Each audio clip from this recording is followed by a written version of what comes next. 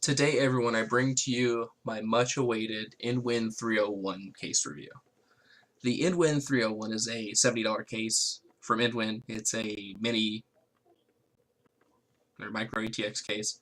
Um, for $70, it's a stylish case that could be better in a couple aspects, but isn't bad. For a little bit more, I'm not sure. Let me look it up real quick. For a little bit more, you can get the InWin 301C. And it is $82.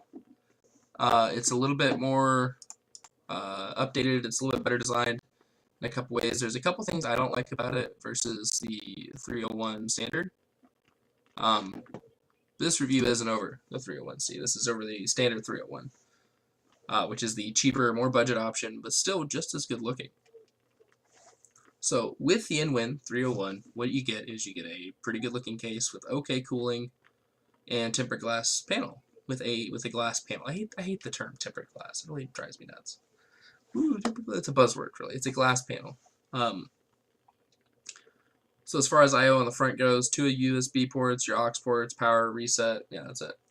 They're USB 3 ports, so yeah, I'm content with it personally. It's technically set up for a front radiator setup, but I wouldn't really recommend it. I mean, in my opinion, my humble opinion, there's better cases to be had for water cooling. But if you're running air cooling, there's a couple more options. You can, you can make better use of the airflow. You can use a kind of a bottom and up approach to it and get a really good result. And by really good, I mean like, okay.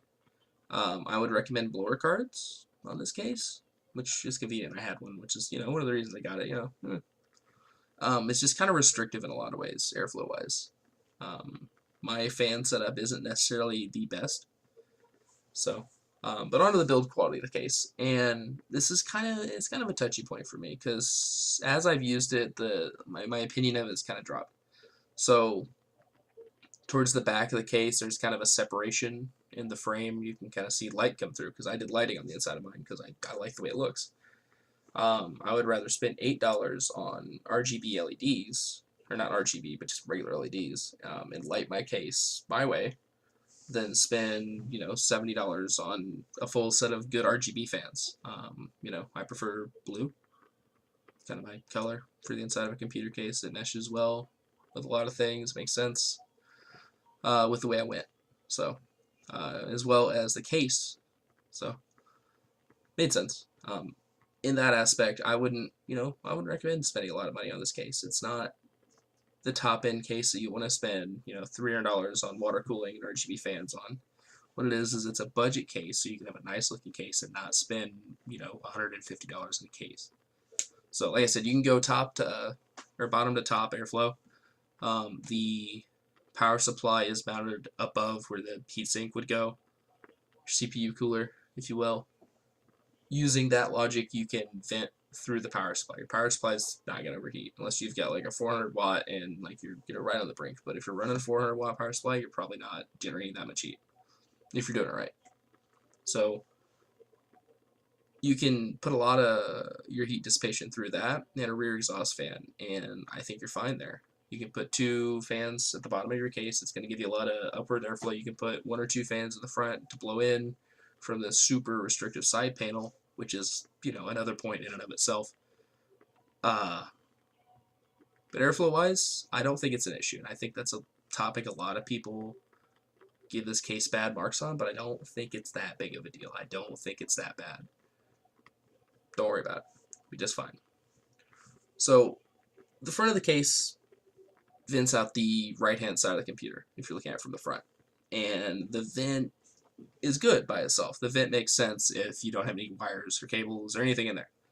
But once you populate the case, it becomes a different story.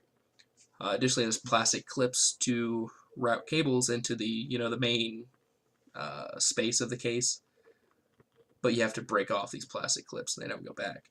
Some people find that to be a con. In this aspect, I think it's okay because it's a budget case, $70 case that looks good and has a glass panel, and it's 6.5, 7 out of 10 on build quality. It kind of wobbles a little bit, which I don't really quite like. It's got a mesh thing at the bottom that doesn't really look like it does anything. But overall,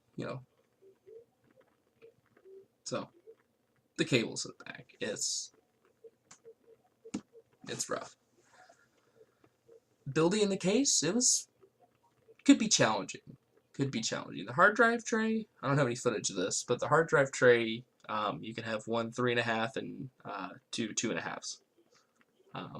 I've got a 3.5, a 2.5, and an NVMe drive. So for me, it's not a huge deal. But your normal person might have some difficulty getting it in there, getting everything situated, because it's a pain in the ass. There's like 6 screws to take out to get the hard drive cage out, and to get the hard drives in there, you have to take the cage out, and it's a pain. It really is. But it's super compact, and so far, so I've got hardware info pulled up, and we'll go and run over my temps right now. The max, which I just opened it up, but I'm at 54C. Max temp, which peak when I opened the program. Sitting at about 47, which that's kind of a rough idle. Graphics card is sitting at 36. So if you examine my airflow pattern, you can kind of see where it kind of makes sense the temp wise. I've got a Ryzen 1500X, not overclocked right now. I don't really need to overclock it at this point. Mine's not a great overclocker either. I've got a 960 GTX 960 4GB Turbo Edition Asus. So got a really good deal on it last year for like $170. Like what? Right? Right. It's a good deal. So that's my build. I've got 16 gigs RAM, and I think it came out great personally. Everything is kind of matched, tier wise. And that's the way I would recommend going with the build, is don't put a super high-end build of this and expect it to perform super well. If you want to build a super high-end build, you should get a higher-end case. If you have a mid-range build and you want a stylish case that doesn't necessarily break the budget, I'd say it's a good case. But there's a couple drawbacks. It can be kind of a pain to build in. The plastic clips you have to break off. The airflow, if not done properly the first time, is going to require some tweaking. The hard drive cage, you're going to want to kind of, get those in there when you build it. You don't want to add those in later because it's a pain. Add the hard drives in first, you'll have a fine time. So, but overall, 7 out of 10. It's a 7 out of 10. It's a really good looking case. My build came out great in it, and hopefully it highlights a couple of the, pros of the cases where it looks good and it's not super expensive, but it's got a couple build quality issues. It's wobbly. It's got the light bleed at the bottom. The mesh fan, or the mesh fan filter, which I'll throw in a clip here, doesn't really provide that much actual filtering. If that makes any sense. The rear fans or the bottom fans aren't that actually that hard to put in. I don't have any footage of this either because it's really hard to get. I routed those fan cables under the motherboard, so I put those in before I built it. And I routed the cables under the motherboard and like through the back and back around to a fan controller. Or to not a fan controller or something like that. I think it was just a splitter. So maybe not the best way to do it, but whatever. Mid-range build. Trying to think of any of the other nuances or things that I would want to mention in this, but nothing else is really coming to mind.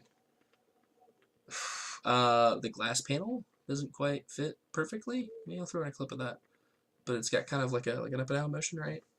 So that could be better. The candle's about out. It sucks. Yeah, look at this candle. No wax left. So overall, though, if you like the way the case looks and you're comfortable building kind of a hard build, I'd say go for it. $70, you get an okay case with plenty of screws and stuff, which I was appreciated. Glass panel looks good.